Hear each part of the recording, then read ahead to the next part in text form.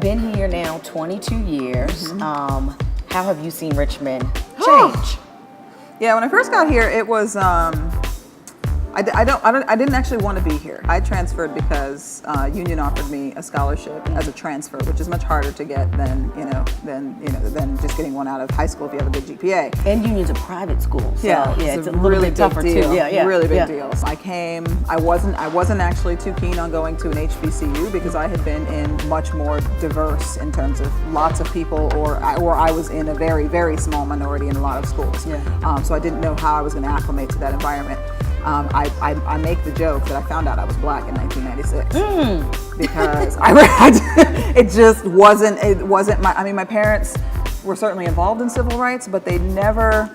The only way I can put it is that they didn't handicap me with with my negritude.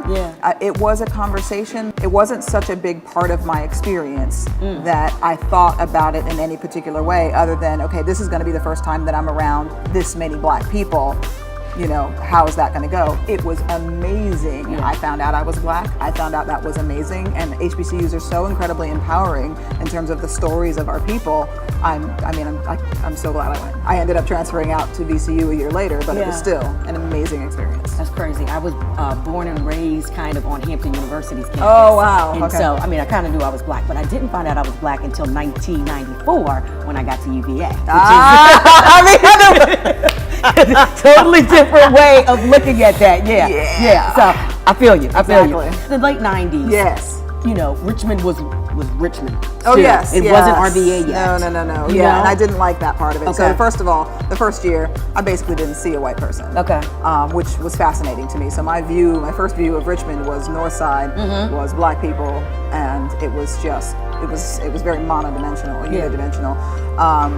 And then I started to sort of branch out, went to VCU, and I went to VCU for art school, and the art scene was very interesting. I really gravitated towards that and kind of helped create the first Fridays on and off Broad, and that was amazing. Initially, it seemed very backwards to me. It seemed very behind the times. What I did like about it was when I came across people who were not trying to be about black people, or maybe had some bias that was not so unconscious. I knew it very quickly. Where in the North, there's racism, there's bias, there's discrimination. It's everywhere in the United States and in the world. But in New York, it was still political correctness ruled the day, even way back then. So people didn't just send that energy at you overtly or say things overtly. I found that in the 90s in Richmond, somebody was very likely to let you know, either energetically, through body language, or through their words, that they did not have respect for you because of who you were, because of what you looked like. And that was interesting to me because that was very new. So all of the Southern stereotypes I saw played out here. And then downtown, was totally a mess back then. And it was interesting. And then I lived in Jackson Ward for a while, and it was not it's not the Jackson Ward that it is now. The transformation of the last 10 years has been amazing. I'm thrilled the direction it's taking. I'm thrilled with, the new mayoral administration. LeVar Stoney's awesome. So, I see a lot of potential for the city.